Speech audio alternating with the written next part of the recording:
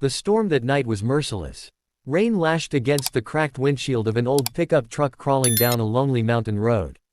The wipers squeaked uselessly against the glass, fighting to keep the driver's view clear. Inside, Daniel Hayes gripped the steering wheel tighter, his knuckles pale under the dim dashboard light. His mind wasn't on the weather, it was on the little girl waiting for him back home. His 7-year-old daughter, Lily, asleep under a patchwork blanket in their leaky trailer, dreaming of a world far kinder than the one her father was trying to survive in. Daniel was a single dad, barely making ends meet after his wife passed away 3 years ago. Every day was a struggle, working 2 jobs, fixing his broken-down truck on borrowed time, and keeping food on the table. Yet, despite it all, he carried a quiet strength, a stubborn belief that no matter how hard life got, kindness still mattered. But that night, fate was about to test that belief in a way Daniel never saw coming. As he rounded a sharp curve near the cliffs, headlights flickered in the distance, then vanished. The sound of metal screeching and glass shattering pierced through the storm. Daniel slammed on the brakes, his heart pounding. Without a second thought, he jumped out, rain soaking through his jacket in seconds. He scrambled down the embankment, the beam of his flashlight slicing through the darkness until he saw it, a sleek black car twisted against the rocks below. Smoke rose from the hood, and inside, through shattered glass, a man lay unconscious, blood trickling down his temple. Daniel didn't hesitate. He kicked the door until it gave way, reached in, and dragged the man out just as flames started licking the edges of the car. The man's designer watch glimmered in the light, a clue to the kind of life he lived, one Daniel could never imagine for himself. But none of that mattered now. What mattered was saving him. Daniel carried him up the slope, his muscles screaming from the effort, the rain and wind fighting every step. When he finally reached the road, he laid the man down beside his truck and covered him with his own coat. When the stranger's eyes finally fluttered open, Daniel simply said, "You're safe now."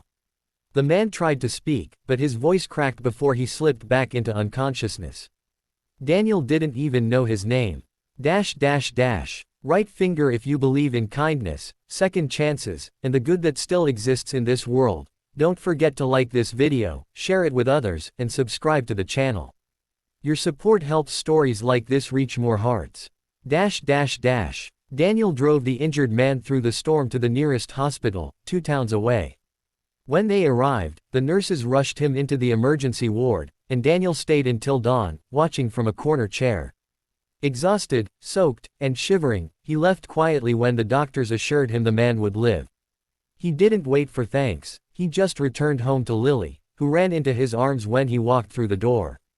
Days turned into weeks. Life went on. Daniel continued his routine, fixing cars in the day, stocking shelves at night, and doing homework with Lily in between.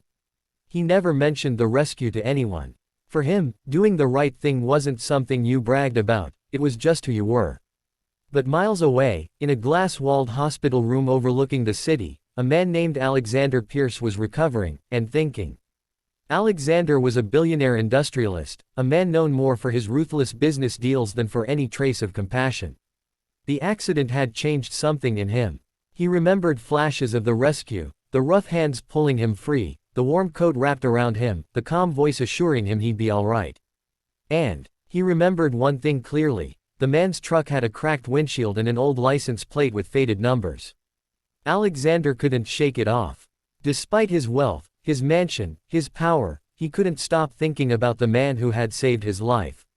He sent investigators, but all they found was a vague description. An old truck, a man in his mid-30s, likely a mechanic or laborer. The world was big, and the trail went cold. Eventually, Alexander returned to his company and his cold, empty penthouse. But something inside him had changed. He began questioning the purpose of his empire, his choices, and the way he'd built his life on profit instead of people. Months passed before fate brought their paths together again. It happened on a hot summer afternoon. Daniel was working at the local auto shop when a convoy of black SUVs pulled up outside. He wiped his hands on a rag as a tall, well-dressed man stepped out. Even in casual clothes, Alexander's presence commanded attention. His face was familiar, though Daniel couldn't place it immediately. "Afternoon," the man said quietly, his gaze scanning the modest shop. "I was told you're the best mechanic around." Daniel smiled tiredly. That depends on who's asking. Alexander chuckled faintly. Someone who owes his life to a man with a cracked windshield. The rag slipped from Daniel's hand. For a long moment, they just stared at each other, one remembering the flames, the rain, the desperate pull to safety, the other realizing the man before him had risked everything without expecting a thing in return. Mr. Pierce, Daniel finally said softly. You're the guy from the crash. Alexander nodded. And you're the man who saved me. The shop fell silent. Daniel didn't know what to say, but Alexander did. He reached out a hand, his voice thick with emotion. You gave me something I can never repay. Daniel shook his head. You don't owe me anything. You're alive, that's enough. But Alexander wasn't satisfied. He began visiting often, sometimes to get his cars serviced, other times just to talk. He learned about Lily, about Daniel's struggles, about the quiet dignity with which he faced life. Slowly, a bond formed. Alexander found himself drawn to the warmth of that small world, the laughter of a child who offered him cookies without caring who he was, the humble dinners Daniel insisted he stay for whenever he visited. For the first time in years, Alexander felt human again. But not everything was easy. Daniel's life was still hard. The landlord threatened eviction, Lily's school bills piled up, and Daniel's health began to falter from overwork. Alexander wanted to help, but Daniel's pride wouldn't let him. I appreciate it, he said once, but I can't take money I didn't earn. Alexander understood. So instead of giving charity, he offered opportunity. One day, he drove Daniel to the edge of the city, where construction machines were digging into the earth. A massive sign read, Pierce Automotive, opening soon. This is your new workshop, Alexander said simply. You'll run it. Fair pay, full ownership in 2 years. You earned this, Daniel. Daniel's eyes filled with tears he couldn't hide. For a man who had given up on dreams, this was something he never thought he'd see again. The months that followed changed everything. Daniel's shop became a success, providing jobs to dozens of struggling mechanics. Lily thrived in school, her laughter echoing through their new home. Alexander visited often, not as a billionaire, but as family. He helped Lily with her science projects, spent evenings fixing old engines beside Daniel, and even learned to smile again. One winter evening, as snow fell gently outside, Alexander sat with Daniel by the fire. You know, he said. Softly, when I woke up in that hospital, I thought my life was over. I realized I'd built everything except meaning. You gave that back to me. Daniel chuckled. You gave me a second chance too. I just didn't realize it at first. Both men sat in silence, the crackling fire between them reflecting the strange twist of fate that had brought them together. A rescuer and the rescued, both mending what life had broken. Years later, Alexander Pierce, one of the richest men in the country, announced the launch of a charitable foundation, focused on helping single parents and underprivileged families start small businesses. He named it the Hayes Foundation, in honor of the man who'd saved his life and taught him the true meaning of wealth.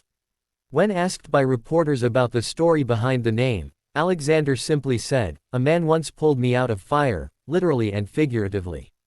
He taught me that kindness doesn't come from money, but from heart. I'm just trying to continue what he started." Daniel, standing quietly at the edge of the stage, didn't want recognition. He only smiled, proud and humbled. Lily, now a teenager, stood beside him, whispering, "Dad, you're a hero." He shook his head gently. "No, sweetheart. Just a man who believed doing the right thing still matters." And maybe that was the truth of it. In a world often blinded by greed, two men had found each other through a moment of tragedy, and built something beautiful out of it. One had saved a life, the other had saved a soul.